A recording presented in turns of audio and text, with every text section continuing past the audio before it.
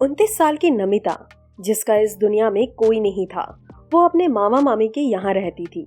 प्रतिदिन उसे ये बोला जाता था कि तुम उनके लिए बोझ हो, तुम ना ही पैसे कमाती हो और ना ही उनके कुछ काम आती हो। नमिता बचपन से इन बातों को सुनते हुए बड़ी हुई थी। दरअसल नमिता बहुत तेज और होनहार लड़की थी, पर चारों ओर से आ रही नकारात्मक बातों के कारण उसकी कार्य क्षमता कमजोर हो चुकी थी। उसने सोच लिया था कि उसे इसी प्रकार से जीवन बिताना है। नमिता हर दिन यही सोचती थी कि उसे कोई काम सही ढंग से करना नहीं आता। उसे विश्वास हो गया था कि अगर वो किसी काम को करने की शुरुआत करेगी तो वो काम बिगड़ जाएगा। इसलिए उसने मान लिया था कि वो खुद के लिए पनौती है। एक दिन नमिता अपनी सहेली से मिलने दूसरे शहर जा रही थी। रास्ते पर चलते हुए वो यही सोच रही थी कि उसे ऐसा काम तलाशना चाहिए जिसे वो अच्छी तरह से कर सकती है। पर इस बीच पीछे से एक गाड़ी तेजी से आई और नमिता का बेहद ही खतरनाक एक्सीडेंट हुआ। उसके सर से खून बह रहा था। देखते देखते भीड़ जमा हो गई। जिस गाड़ी से उसका एक्सीडेंट हुआ, उसका मालिक गाड़ी से निकलकर बाहर निकला और नमिता की ओर भाग कर आया। भीड़ में से 4-5 लोगों ने नमिता को उठाकर नजदीकी अस्पताल में एडमिट किया और जिस इंसान ने नमिता का एक्सीडेंट किया था, उसने नमिता की पूरी जवाबदारी अपने सर ले ली। नमिता का बहुत सारा खून बह चुका था, इसलिए डॉक्टर ने उस इंसान को नमिता को किसी बड़े अस्पताल में एडमिट करने की सलाह दी। उस इंसान ने तुरंत ही शहर के सबसे बड़े अस्पताल में नमिता का इलाज शुरू किया। 1 हफ्ता बीत जाने के बाद नमिता को होश आया। वो इंसान उसके सामने ही बैठा था। नमिता को होश आते ही कुछ डॉक्टर्स वहां पहुंच गए।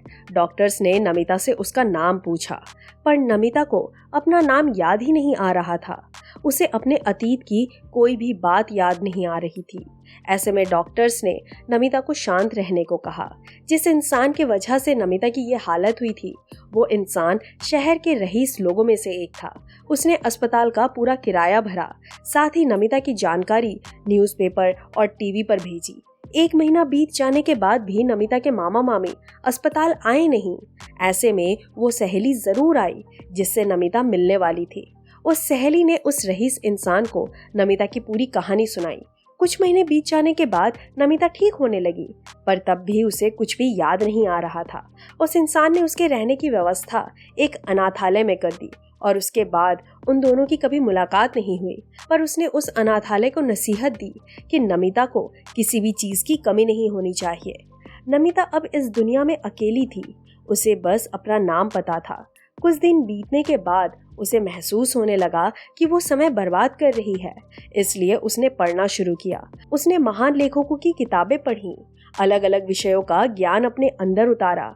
धीरे धीरे करके उसे किताबें पढ़ना अच्छा लगने लगा। उसकी अंग्रेजी बहुत अच्छी थी। वो अंग्रेजी समझती भी और लिखती भी थी। इस कारण से उस अनाथालय के एक स्कूल में नमिता छोटे बच्चों को अंग्रेजी पढ़ाने का काम करने लगी। स्कूल के बच्चे बड़े शरारती थे। उन बच्चों को नमिता बड़े प्यार से समझाती पढ़ाई करना क्यों जरूरी है। ये नमिता बड़ी आसानी से समझाती। नमिता को एहसास हुआ कि वो मनोविज्ञान से जुड़ी बातों को अच्छी तरह से समझ सकती है। इसलिए उस स्कूल के प्रिंसिपल ने नमिता को पर्सनालिटी डेवलपमेंट विभाग में भेज दिया। वहाँ नमिता खुद के साथ स्कूल के बच्चों को पर्सनालिटी डेवलपमेंट से जुड़ी बातें सिखाने लगी। कुछ साल बीत जाने के बाद इस विषय में नमिता माहिर हो गई। उसके आर्टिकल्स न्यूज़पेपर में छपने लगे। उसके आर्टिकल्स पढ़कर उसे ढेर सारी चिट्ठियां आने लगी। अन्य कंपनियों के मैनेजर्स नमिता को उनके कंपनी में मैनेजमेंट और पर्सनालिटी डेवलपमेंट से जुड़े लेक्चर देने के लिए बुलाने लगे। नमिता द्वारा लिखी हुई किताबों की अच्छी बिक्री होने लगी। आप सोच रहे होंगे कि एक सामान्य लड़की ने ये कारनामा कैसे किया होगा। दरअसल नमिता के साथ जो हुआ उसके कारण वो इस मुकाम तक नहीं पहुंची।